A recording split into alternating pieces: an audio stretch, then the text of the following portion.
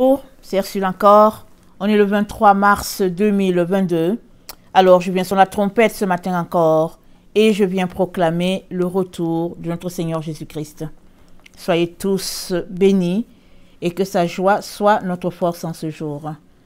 Alors, l'Éternel te donne la victoire sur tes ennemis. Deutéronome 28, le verset 1 à 10.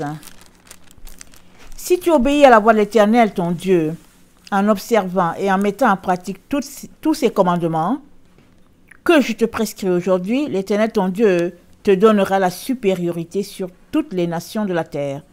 Voici toutes les bénédictions qui se répandront sur toi et qui seront ton partage lorsque tu obéiras à la voix de l'Éternel, ton Dieu. Tu seras béni dans la ville, tu seras béni dans les champs. Le fruit de tes entrailles, le fruit de ton sol, le fruit de tes troupeaux, les portées de ton gros et ton menu bétail, toutes ces choses seront bénies. Ta corbeille et ta huche seront bénies. Tu seras béni à ton arrivée, tu seras béni à ton départ. L'Éternel te donnera la victoire sur tes ennemis qui s'élèveront contre toi. Ils sortiront contre toi par un chemin et ils s'enfuiront devant toi par 7 chemins. L'Éternel ordonnera la bénédiction d'être avec toi dans tes greniers, dans toutes tes entreprises. Il te bénira dans le pays que l'Éternel, ton Dieu, te donne.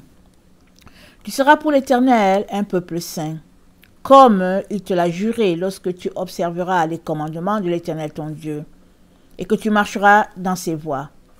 Tous les peuples verront que tu es appelé du nom de l'Éternel, et ils te craindront. Amen et Alléluia.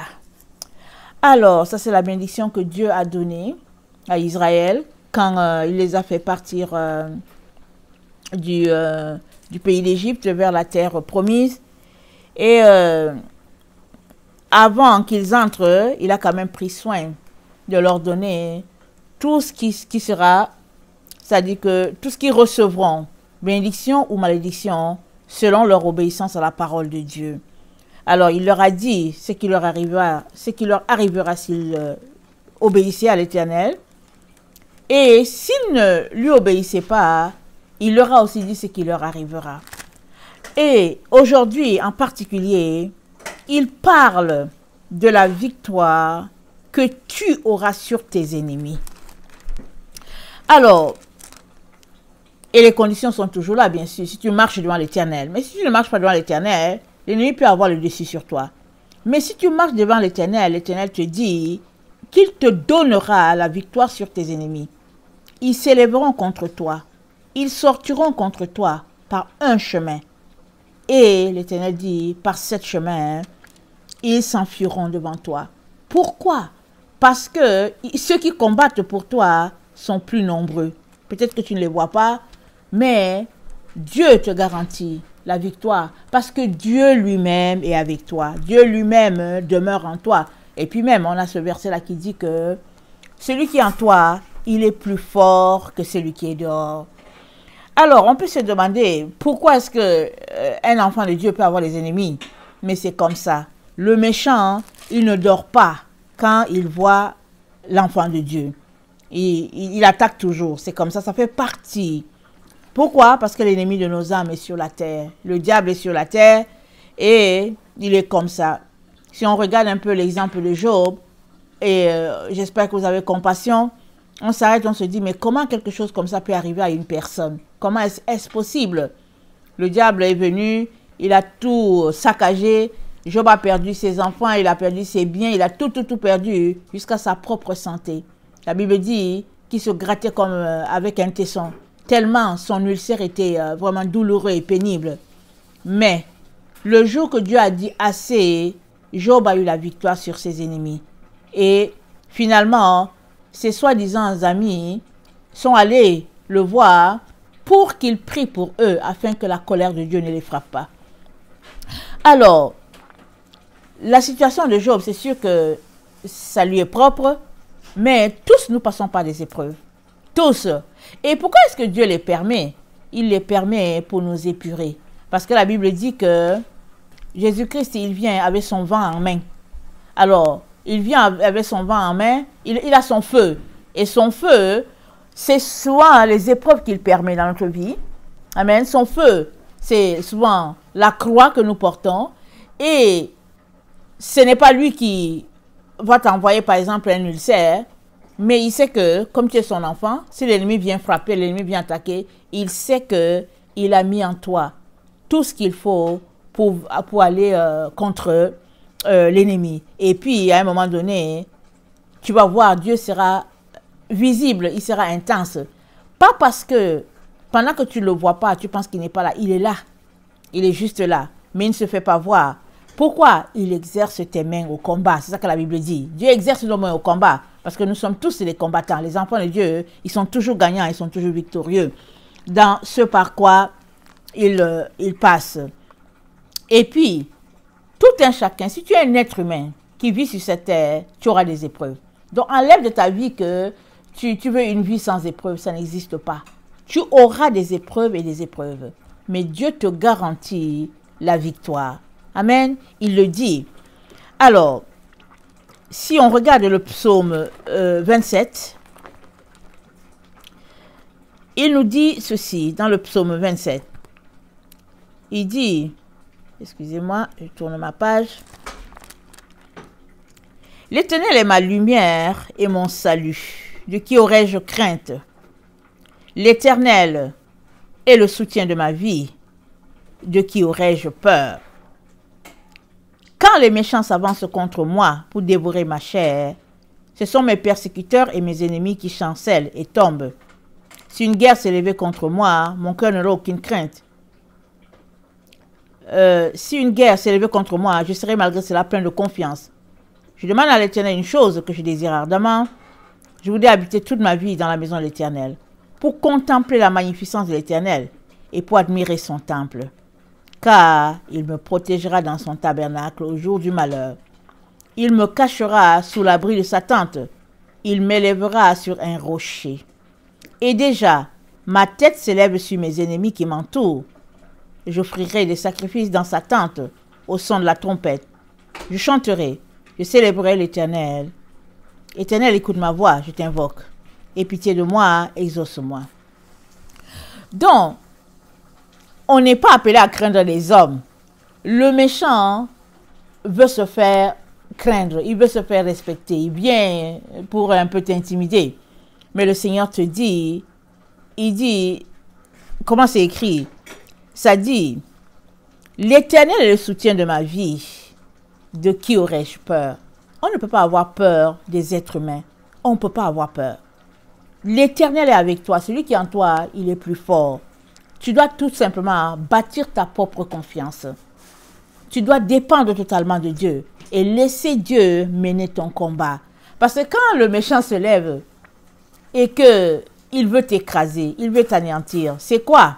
Pourquoi il veut t'anéantir? Il cherche ta lumière. Il cherche ce que tu as qu'il n'a pas. Juste par méchanceté. Juste par gratuité. Et puis aussi, souvent, le méchant pense que tout lui est dû. Il pense que tout est pour lui. Et quand il voit que quelqu'un d'autre a quelque chose, la jalousie le ronge. Il se dit, je vais aller prendre, je vais aller tuer. Parce qu'il se croit tout permis. Si on prend l'exemple de certains pays où les chefs d'État, les rois et tout ça, ils sont là. Et puis subitement, on suppose qu'ils voient une belle, une jolie fille qui est là. Ils vont envoyer les gardes-corps aller récupérer la fille.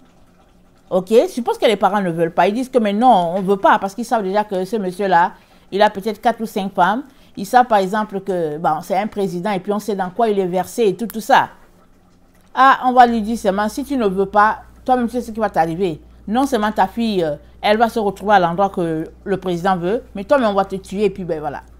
Finalement, ce qui se passe, c'est que les parents, ils disent seulement à la fille, vas-y, ils commencent à pleurer. Et si ce sont des gens qui connaissent le Seigneur, ils vont juste prier matin, midi, soir pour que Dieu fasse grâce à leur fille. Parce que ils ont été envahis par quelqu'un qui est plus fort. Et Dieu étant Dieu, Dieu va intervenir. Si on prend le cas par exemple d'Esther, on sait que son mari n'était pas méchant. Ça, on le sait. Mais c'était un roi païen. Il n'y avait pas moyen que Esther puisse comment on appelle ça, répandre sa foi. D'ailleurs, même personne ne savait qu'elle était juive. Ce qui est arrivé, un décret est sorti, les Juifs devaient mourir. Alors, son cousin est venu la voir et ben, il s'est mis en habit de deuil, comme c'est en Israël. Et puis Esther, elle voulait cacher ça. Elle lui a dit, envoyez-lui des vêtements, il faut qu'il porte les vêtements. Mais elle est juive, elle est israélite. Elle sait que quand un Israélite est nu avec la cendre sur lui, c'est parce qu'il y a une situation grave. Pourquoi est-ce qu'elle envoie ses gardes-corps de mettre un habit sur son cousin? C'est parce qu'elle ne veut pas que le roi sache et puis c'est une affaire de honte chez les autres. Mais chez les Israélites, non. C'est juste que quand l'Israélite se met comme ça, il est en train de dire, Dieu, regarde ma misère, vois-moi. Alors, son cousin lui a dit, ne pense pas que tu es là-bas au palais, là, que tu seras exclu. Hein, parce que la situation, c'est une situation générale. C'est une situation pour tuer tous les Israélites. Et puis, tu ne sais même pas si tu es arrivé au palais, disons au palais présidentiel, le palais du roi. Tu ne sais pas si tu es arrivé là-bas pour un temps à cause de cette situation-là. Et si toi, tu n'interviens pas, Dieu va susciter quelqu'un. Et malheur à toi et à ta famille. Alors Esther a décidé de jeûner malgré la situation. Elle a décidé de jeûner. Et aussi, il y avait une loi que si tu te présentais chez le roi, tu ne t'avais pas appelé, en tout cas passible de mort. Alors elle a dit à son cousin, va jeûner, dis à tous les Israélites de jeûner 3 jours. Moi aussi, je vais demander à mes servants de jeûner avec moi. Et je me présenterai devant le roi. Si je dois mourir, je mourrai. Alléluia. Alors, elle a jeûné. Elle s'est présentée devant le roi, mais le roi était surpris, il ne l'a pas invitée. Mais quand il l'a regardée, il lui a tendu son sceptre. Alléluia. Parce que Dieu a intervenu dans la situation d'Esther et dans la situation des Israélites. Le roi lui a dit, quand même tu voudrais que je te donne la moitié du royaume, je te le donnerai. Mais qu'est-ce qui se passe? Amen. Elle a laissé durer la situation, elle lui a dit, je t'invite. Parce que l'ennemi d'Esther était juste là dans la cour du roi. L'ennemi d'Esther il tournait tout simplement autour du mari d'Esther. C'est là-bas que l'ennemi s'est trouvé. Alors Esther a fait durer la situation, elle n'a pas voulu éclater ça tout de suite. Après tout, c'est la fille de l'Éternel. Amen. Et elle est remplie de sagesse. Elle est remplie de gloire. Alors elle a invité l'ennemi de venir manger dans sa cour. Ils ont mangé, ils étaient contents. Et l'ennemi, Aman, était ouf. Waouh! Je me suis fait inviter par la première dame, disons-le comme ça. Il était content. Esther m'a invité. Et puis, bon, il retourne chez lui. Il raconte à sa femme que Mordekai, alors, il va pendre Mordekai. Mardochée, excusez-moi, je l'ai prononcé en anglais. Il va pendre Mardochée. Et il a préparé le bois pour Mardochée et tout. Alors, il a tout décrit, il était content et tout. Mais il y avait une situation qui s'était passée. C'est que le roi a demandé, il ne dormait pas, il a dit, lisez-moi les annales là, je vais voir ce qui s'est passé. Et les gens lisaient les recueils, un peu, c'est comme un peu nos blocs-notes, nos cahiers de rêves, nos journaux personnels là. Et puis, il tombe sur une partie où Mardochée était venu dans la cour pour dire au roi qu'il y avait 2 personnes dans la cour qui voulaient tuer le roi. Alors le roi demande, mais est-ce qu'on l'avait récompensé? Les gens disent, mais non, on n'a rien fait pour lui. Il dit quoi? Alors il appelle Aman, l'ennemi d'Israël. Il dit, mais qu'est-ce qu'on ferait à un homme qui t'a sauvé la vie? Aman, pensant que c'est lui, il a dit au roi, tu le mets sur un cheval, tu le balades dans la ville, et puis tu dis, honneur à cet homme que le roi honore, et tout ça, et puis tu marches devant lui, tu envoies les gens marcher devant lui. Le roi a dit, c'est beau, lève-toi, et va faire ça pareil pour Mardochée. Waouh, quelle honte, n'est-ce pas? Comment on appelle là? Aman voulait tuer Mardochée. Et le roi dit à Aman, lève-toi, honore Mardochée comme tu as dit là, honore-le comme ça. Balade-toi dans la ville avec lui pour dire, voici une personne que le roi honore, à qui le roi rend honneur. Alors, il a fait ça. le temps que cela a duré, je ne sais pas combien d'heures. Quand il est rentré chez lui, il a raconté donc à sa femme, à ses enfants, ce qui lui est arrivé. Il leur a raconté la honte qu'il a essuyée en ce jour. Parce qu'il s'est baladé devant tout le monde dans la ville pour dire aux gens, voici cet homme-là que Dieu, à qui le roi rend honneur. Alors, sa femme et ses enfants, ils lui ont dit, c'est grave. Si la personne que tu veux tuer, cette personne-là, tu as décidé que tu vas la tuer. Mais si aujourd'hui, Dieu te demande de te balader, le roi te demande de te balader dans la ville pour honorer cette personne-là, alors c'est grave pour toi. Parce que tu as commencé à tomber devant lui. Et ils ont dit, en plus de cela, c'est un Israélite. Il paraît que ce peuple-là, il faut faire attention avec eux. Mais il était quand même confiant avec tout ce qu'il avait préparé pour pendre Madoché dessus. Il était confiant. Il a dit non, je m'en vais encore manger chez la reine là. Et puis après, je vais régler son cas. Alors imaginez le sang, le calme de Esther. Ouf, quelle femme de grâce. Quelle femme paisible. Quelle femme remplie de la gloire de Dieu. Quelle femme vraiment,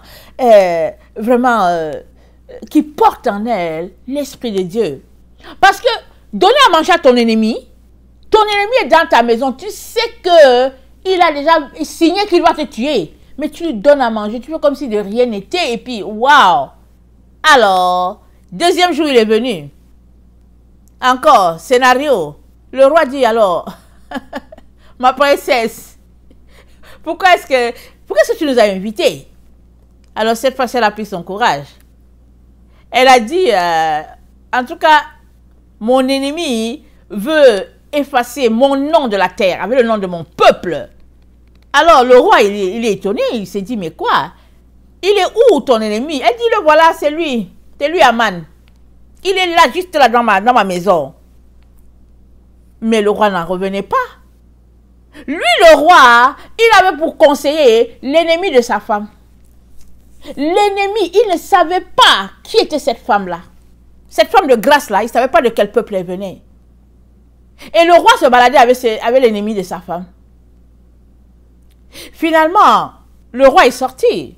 Mais quand il est revenu, il a trouvé Aman au pied d'Esther pour demander pardon. Parce que lui aussi, il ne savait pas qu'Esther est juive. Il ne sait pas. Il ne sait pas qu'elle est israélite. Et le roi vient. Alors il dit quoi? Je viens, je le trouve encore au pied de ma femme. Tu veux encore abuser de ma femme et tout ça? Tu veux la violenter? Alors que Aman était juste là en train de demander juste pardon. Mais il avait, comment on appelle ça? Il avait étiré sa méchanceté trop loin. Trop. C'était trop. Alléluia. C'était trop. Ce jour-là, Dieu avait décidé que c'était le jour où lui, l'Éternel, il allait régler ce problème-là.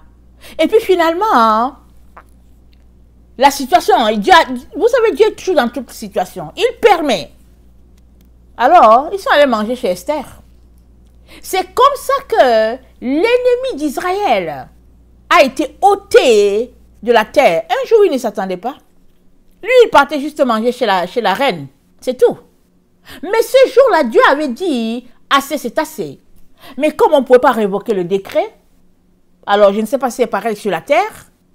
Alors, ce jour-là, quand c'est arrivé, le roi aussi a dit à Esther, ok, écris. Voilà, c'est que Aman a écrit ceci, écrit plutôt l'autre côté. Donc, Esther s'est assise avec son cousin, Madoché, ils ont écrit l'autre dessus.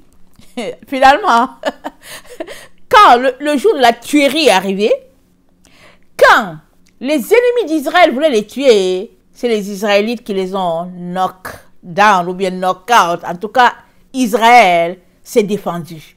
Parce que le roi dit, écrivez qu'ils ont le droit de se défendre. Israël s'est défendu. Finalement, c'est les ennemis des Israélites qui allaient se cacher. Alors, ça c'est une situation qui s'est passée, je pense, à Babylone, je ne sais pas depuis combien de temps, on l'a, c'est relaté dans la Bible. Mais c'est juste pour te dire que dans une situation où tu penses que l'ennemi a le dessus, non, non, non, laisse à Dieu. Le jour où Dieu se lève, tes ennemis, ils sont en déroute. Ils sont en déroute. Parce que ce jour-là, tout le monde se réjouissait que voilà le jour enfin arrivé où nous allons terminer les Israélites. Et puis bon, voilà, le jour est arrivé, le jour est arrivé. Ils étaient contents là. Mais, à leur surprise, ce sont les Israélites qui sont levés parce qu'il y avait un décret qui leur donnait le droit de se défendre. Alors, toi, tu as le droit de te défendre dans toutes les situations. Tu as la prière. Ta bouche est une arme puissante. Je ne sais pas si Dieu ouvrait tes yeux, tu serais étonné de toutes les balles qui sortent de ta bouche quand tu pries. Les ennemis fuient. Dès que tu ouvres la bouche pour prier, allez, c'est des flèches que tu envoies. C'est des rafales. Mais il faut que tu laisses tout au Seigneur et que tu viennes prier. Il faut que le Seigneur soit ton rempart. Il soit la personne sur qui tu t'appuies. Il faudrait qu'il soit ton partenaire dans le combat. Que Dieu soit ton partenaire. Souvent, on veut aller soi-même. On va aller voir un marabout pour dire, tu sais quoi, nénénéné. On va aller voir si on dit, oh, mais tu sais quoi, nénénéné. Mais non, non, non, va pas voir le marabout. Excuse-moi de rire. Ne va pas voir le marabout. Dieu, il est plus, je ne sais pas comment te décrire Dieu. La Bible dit, c'est l'Éternel des armées célestes. C'est-à-dire qu'il est l'Éternel. Il commande les anges qui sont à son service. Alléluia. Il commande les autres qui sont au service du diable. Il commande tout le monde. Il est l'Éternel des armées célestes. Alors, si tu sais te reposer en l'Éternel des armées célestes, je peux te garantir que tes ennemis vont fuir. Ils vont venir par un chemin, un seul. Parce qu'ils se disent que tu ne les vois pas, ils vont venir. La Bible dit, par 7, ils vont fuir. Pourquoi 7?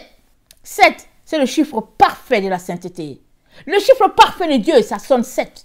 Ils vont fuir par 7 chemins. Tu ne vas même pas les voir, ils vont disparaître. Pourquoi?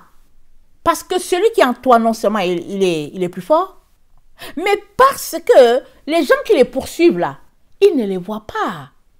Ils ne les voient pas. Parce que l'Éternel des armées célestes a envoyé sa milice pour te défendre. Alors, donc, il est très très important que, au lieu que tu te concentres sur des choses vraiment qui peuvent blesser ton père, il est important que tu te concentres sur le contraire. C'est pourquoi c'est dit que si tu obéis à la voix de ton Dieu, voilà ce qui va t'arriver. Alors, il est donc important que tu mettes tout de ton côté. Afin que, quand l'ennemi va t'attaquer, parce que je dis quand, parce qu'il va t'attaquer, l'ennemi, il attaque toujours les enfants de Dieu. Il attaque toujours ceux que Dieu est prêt de bénir. Ceux-là que Dieu est prêt d'élever. Quand Dieu est prêt d'élever quelqu'un, l'ennemi va se pointer. Parce qu'il ne veut pas. Il ne veut pas. Alors, pendant que tes ennemis s'échauffent, comme on dit, pendant qu'ils se musclent, qu'ils portent leur poids là, pour dire que ouais, on va aller affronter la personne et tout, toi, tu passes ton temps à louer ton Dieu, à l'adorer. Tu passes ton temps à te dépouiller. Tu passes ton temps à te faire une santé spirituelle et inégalée. Mais en plus, si tu es celui qui fait la joie de ton Père, sois tranquille, laisse-les venir. Mais ils vont fuir. La queue entre les jambes, ils auront honte. Alors, dans Genèse 14, on nous parle de l'attaque que Lot a subie. On nous parle de l'attaque que Lot a subie.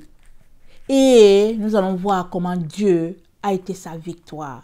Parce que c'était quand tu lis l'histoire, en tout cas, il n'y a pas moyen. Tu regardes, tu te dis, bon, tu lis, bon, c'était l'échec.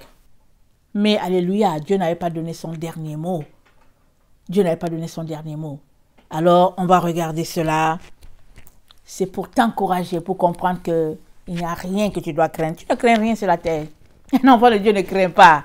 Un enfant de Dieu, il se remet à Dieu. Et Dieu ne permettra jamais, je dis jamais, que l'ennemi ait le dessus sur toi. Il va juste permettre que l'ennemi soit humilié. Parce que c'est ça notre Dieu. Alors, on ouvre la parole et on regarde Genèse 14, le verset 1 à 16. Genèse 14, je vais lire à partir du verset 8. Alors s'avancèrent le roi de Sodome, le roi de Gomorrhe, le roi d'Adma, le roi de Tséboïm, le roi de Béla, qui est Tsoar. Et ils se rangèrent en bataille contre eux dans la vallée de Sidim, contre Kédor Laomer, roi d'Élam, Tidéal, roi de Goïdim, Amraphel, roi de Sichnéa, et Ardjok, roi d'Elassar. 4 rois contre 5. La vallée de Sidim était couverte de puits de bitume. Le roi de Sodome et celui de Gomorrhe prirent la fuite. Et y tombèrent, le reste s'enfuit vers la montagne. Les vainqueurs enlevèrent toutes les richesses de Sodome et de Gomorrhe et toutes les provisions. Ils s'en allèrent. Et ils enlevèrent aussi avec ses biens l'autre fils de frère d'Abraham, qui demeurait à Sodome, et ils s'en allèrent. Un fuyard vint l'annoncer à Abraham, l'Hébreu, celui-ci habitait parmi les chaînes de Mamré, l'Amoréen, frère de Deshkol, et frère d'Amner, qui avait fait alliance avec Abraham. Dès qu'Abraham eut appris que son frère avait été fait prisonnier, il arma 318 de ses plus braves serviteurs, nés dans sa maison. Il poursuivit les rois jusqu'à Dan. Il divisa sa troupe pour les attaquer de nuit, lui et ses serviteurs. Il les battit et les poursuivit jusqu'à Shoba, qui est à la gauche de Damas. Il ramena toutes les richesses. Il ramena aussi Lot son frère avec ses biens, ainsi que les femmes et le peuple. Donc voilà. Alors il y avait ce combat-là entre des rois, comme on a lu, 4 contre 5. Lot n'avait rien à y voir. Mais comme son pays ou bien l'endroit où il habitait est tombé, alors les gagnants l'ont embarqué. Ils l'ont pris comme otage. Il a été pris en otage. Et il a tout perdu. Lui, il a été pris avec tous ses biens. Mais béni soit l'Éternel, il y a quelqu'un qui s'est échappé, qui est venu dire à Abraham, voilà ce qui arrive à ton neveu. Abraham a pris 318 personnes, les plus braves. Il est parti et il a libéré Lot. Pourquoi? Lot, c'est vrai, c'est son neveu. Et il ne pouvait pas croiser les bras. Mais il l'a libéré aussi parce que c'est un enfant de Dieu. Il est fait pour être victorieux. Et en plus de cela, le troisième élément, c'est que notre défaite, c'est la honte, n'est-ce pas, pour le nom que nous portons. Regardez, quand Israël partait toujours en guerre, Israël partait pour gagner. Quand Israël partait et qu'Israël perdait la guerre, quand il revenait, non seulement il passait le temps à pleurer, parce que c'est vrai qu'il y a déjà cette humiliation-là, mais il pleurait parce que comment se fait-il que Dieu nous a abandonnés? Parce que quand ils partaient en guerre, ils avaient d'abord l'assurance en partant qu'ils partaient pour gagner. Ils ne partaient pas pour perdre, ils partaient pour gagner. Et souvent, ils venaient consulter Dieu et Dieu leur disait qu'il y avait un péché, c'est à cause de cela qu'ils ont perdu la guerre. Dans le cas ici, Lot a été pris et le Dieu qu'il sert a envoyé la délivrance et c'est venu du côté de son oncle. Parce que la victoire d'Abraham sur ces gens-là, c'est la victoire de l'Éternel. La victoire d'Abraham, c'est le nom de l'Éternel qui est élevé. Avec cette situation-là où Abraham est allé et qu'il a libéré son neveu, tous les gens, ils ont connu le Dieu d'Abraham. Ils ont su S'ils ne savaient pas qui était l'autre, ce jour-là, ils ont su que le monsieur qui est de l'autre côté là-bas, c'est l'oncle de l'autre. Et puis, le Dieu des cieux, c'est leur père. Ils ont su cela. Et Dieu a toujours pourvu pour de la victoire pour ses enfants. À tout moment, il a pourvu. Sauf dans les cas où nous sommes là, l'époque où nous sommes, la génération que nous sommes, c'est dit dans Apocalypse 13 hein, que la victoire, il a été donné à la bête de vaincre les enfants de Dieu. Apocalypse 13, c'est dit, le verset 7, « Et il lui fut donné de faire la guerre aux saints et de les vaincre. Et il lui fut donné autorité sur toute tribu, tout peuple, toute langue et toute nation. Et tous les habitants de la terre adoreront ce dont le nom n'a pas été écrit dès la fondation du monde dans le livre de vie de l'agneau qui a été immolé. » Alors, c'est dit que la bête va gagner, va avoir de l'ascendance sur les enfants de Dieu. C'est ça que c'est dit. Mais c'est de l'ascendance physique dans le sens que, au fait, ils vont mourir. Mais Dieu le permet parce que la différence entre ces vrais enfants et les faux se fera là, à l'endroit où il y a certains qui meurent et puis d'autres ne meurent pas. Et dans Apocalypse 12, c'est dit que cette défaite devant la bête, ce n'est en fait que de la victoire. Parce que dans Apocalypse 12, c'est dit, le verset 11, c'est dit, ils l'ont vaincu à cause du sang de l'agneau et à cause de la parole de leur témoignage.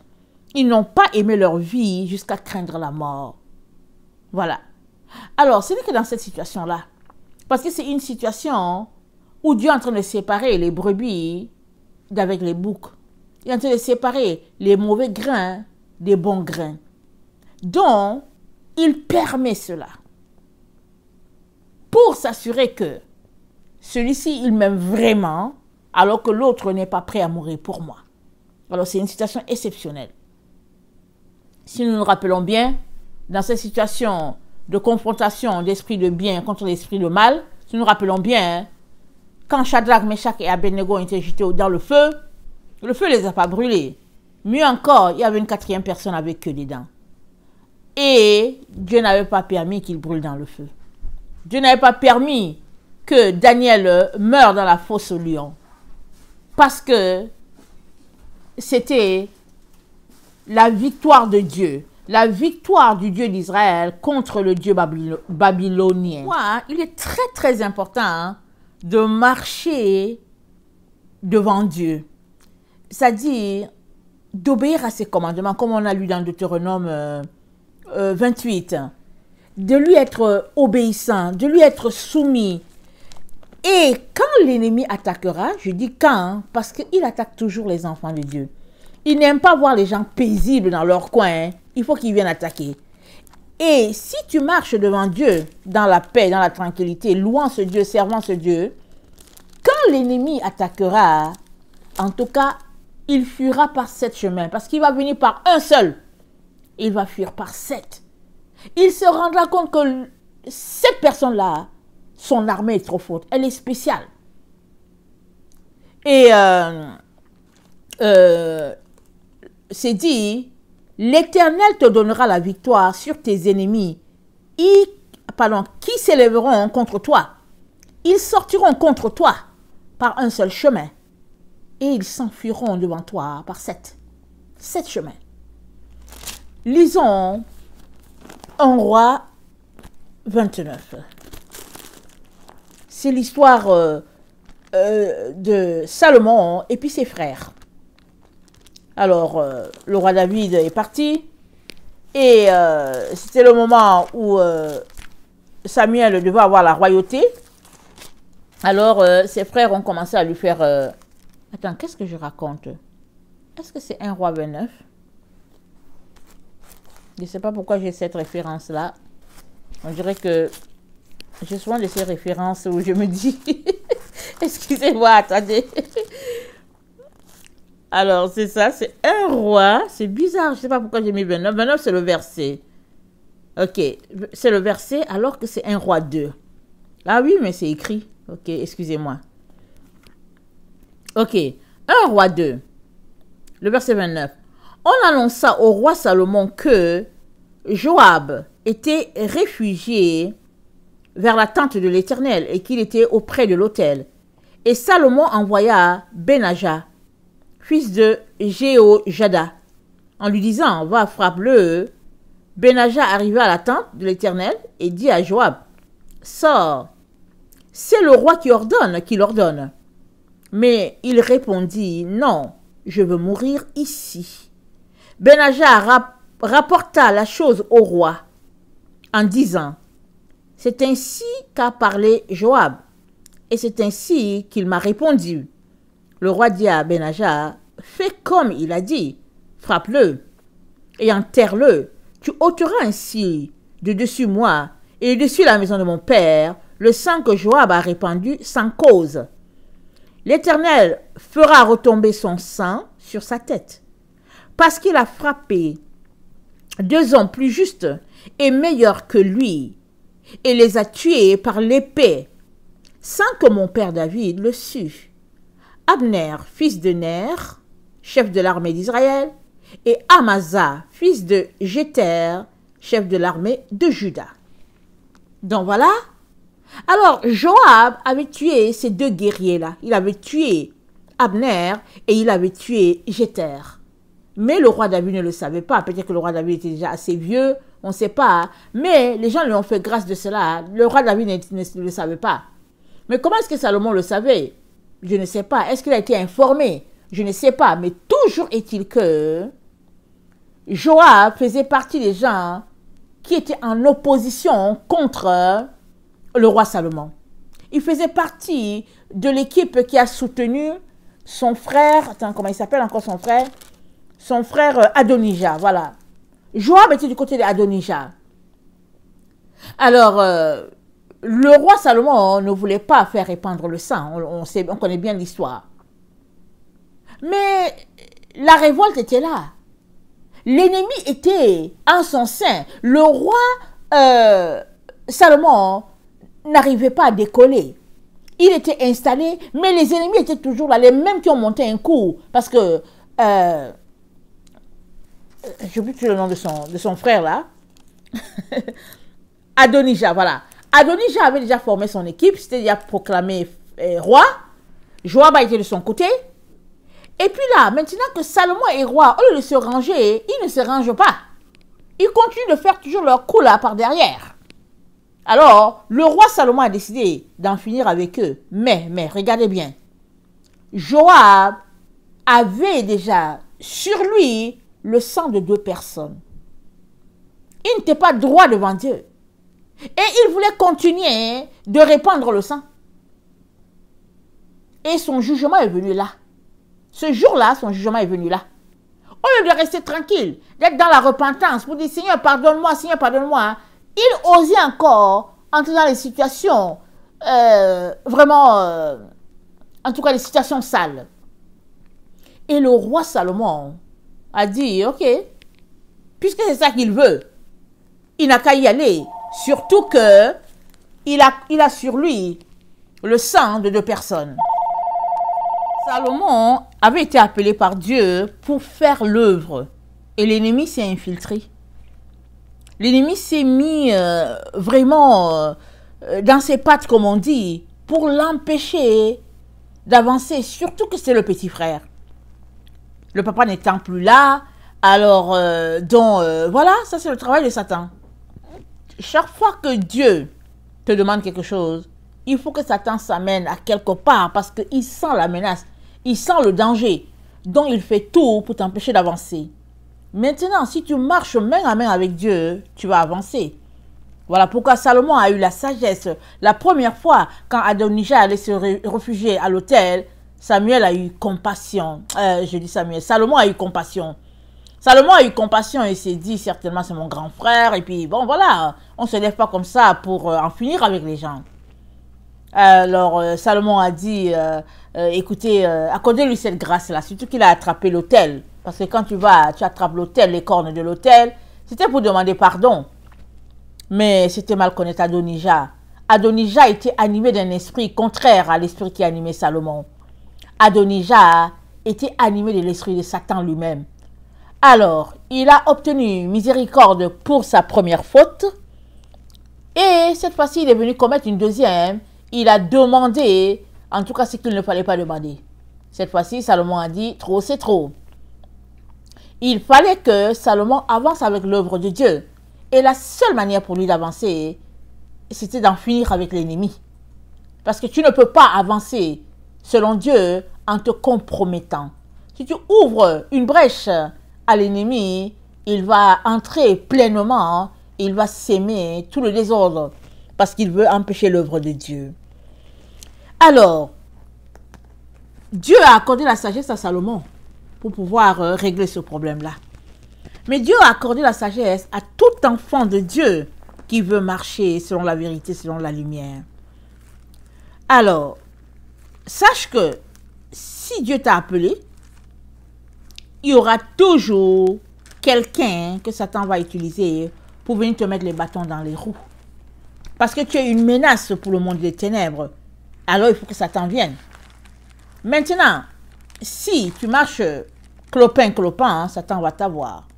Mais si tu marches droit, alors l'ennemi n'aura pas le dessus sur toi.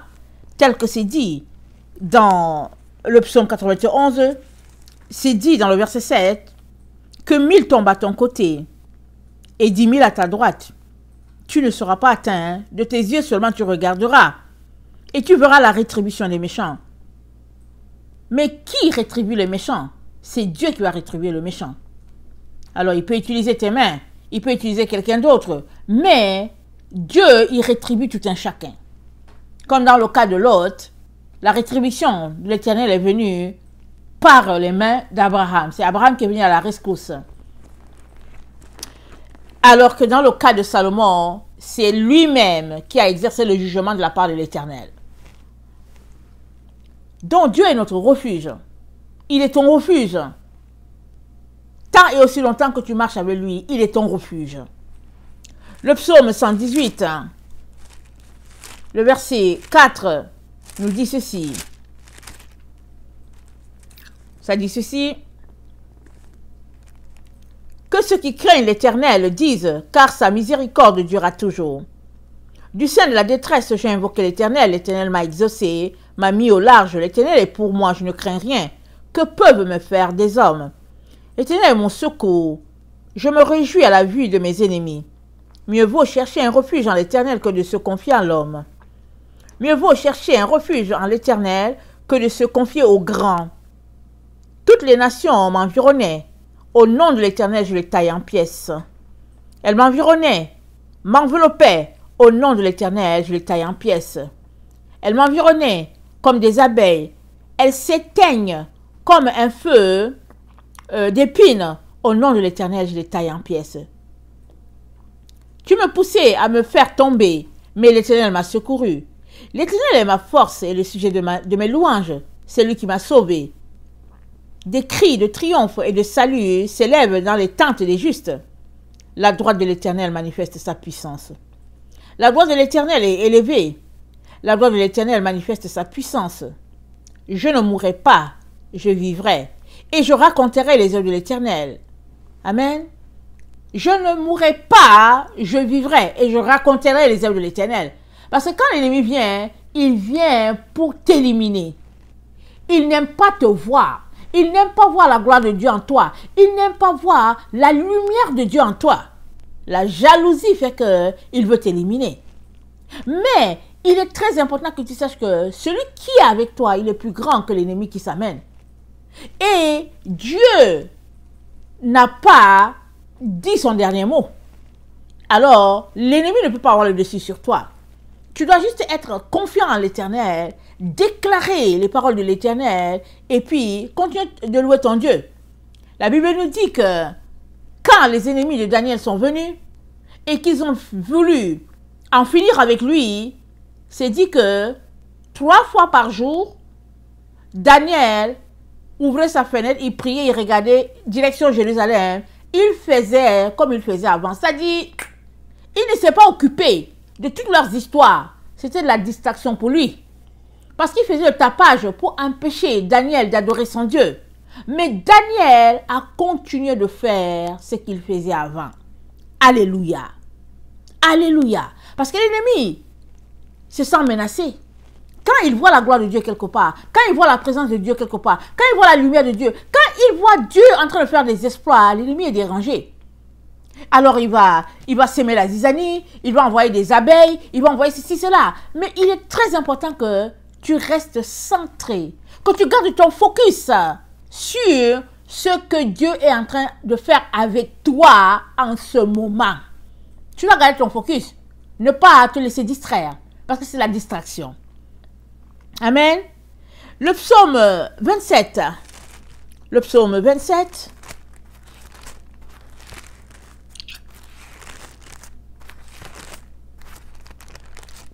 Le psaume 27, excusez-moi, ça dit ceci. Le verset 1 à 6. L'Éternel est ma lumière et mon salut. De qui aurais-je crainte?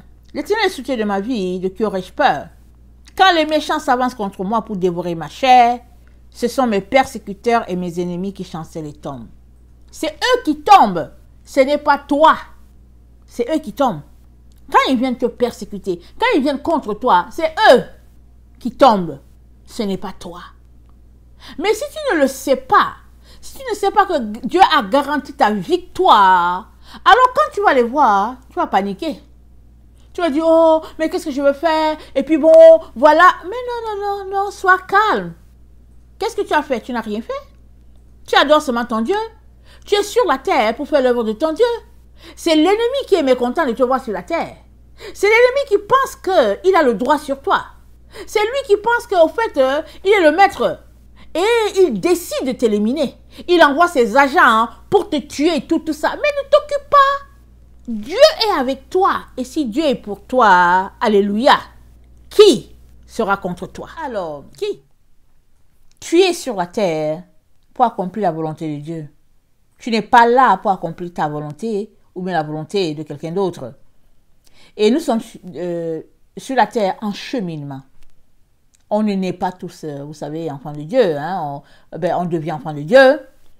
Et puis, on ne naît pas parfait. On devient parfait. On chemine vers la perfection. Et tous les jours, on se dépouille pour revêtir l'homme nouveau que nous sommes. On se dépouille du vieil homme qui est porté vers la chair. Et on revêt l'homme nouveau qui est porté vers l'esprit. Amen. Cet homme-là, nouveau, il se forme alors qu'on revêt Christ. Amen. Et cet homme nouveau-là en nous fait que on devient confiant en Dieu, peu importe la situation. Et ça déstabilise beaucoup l'ennemi, comme on l'a dit. Il est très important que tu puisses t'armer de courage. Si tu lis toute la Bible, tu vas voir que c'est un combat entre la lumière et les ténèbres. C'est le combat des enfants de Dieu contre les enfants des ténèbres. C'est ça, en fait, c'est toute la Bible, elle est là. Et tu vas voir qu'il y a eu la victoire des enfants de lumière ici, parce qu'ils marchaient selon Dieu. Et tu vas voir qu'ici, il n'y a pas eu la victoire parce qu'ils étaient dans le péché, alors ils ont été défaits.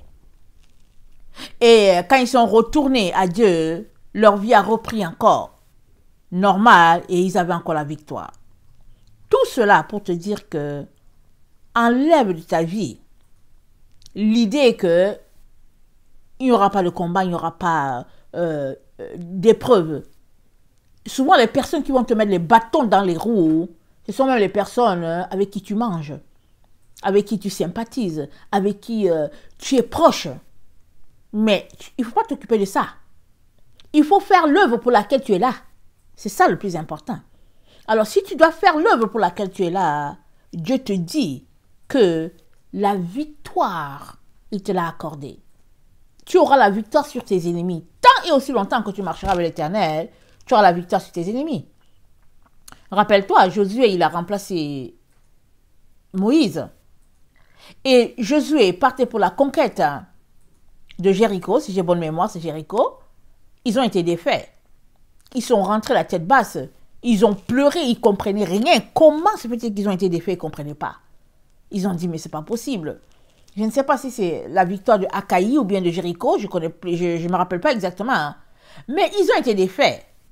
Eux qui étaient victorieux, ok, c'est pas Jéricho, parce qu'ils ont marché, cette fois ils ont fait le tour de la ville. Je pense que c'était après Jéricho. Après la victoire de Jéricho, l'autre pays qu'ils devaient prendre, ils ont été défaits. Et c'est comme ça qu'ils ont su que Akan avait volé un manteau et puis peut-être je ne sais pas si c'est de l'argent, des pièces, je ne me rappelle plus.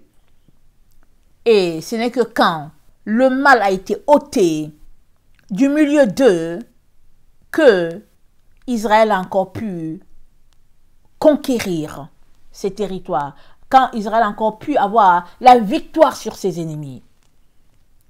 Donc, ça fait partie de la vie.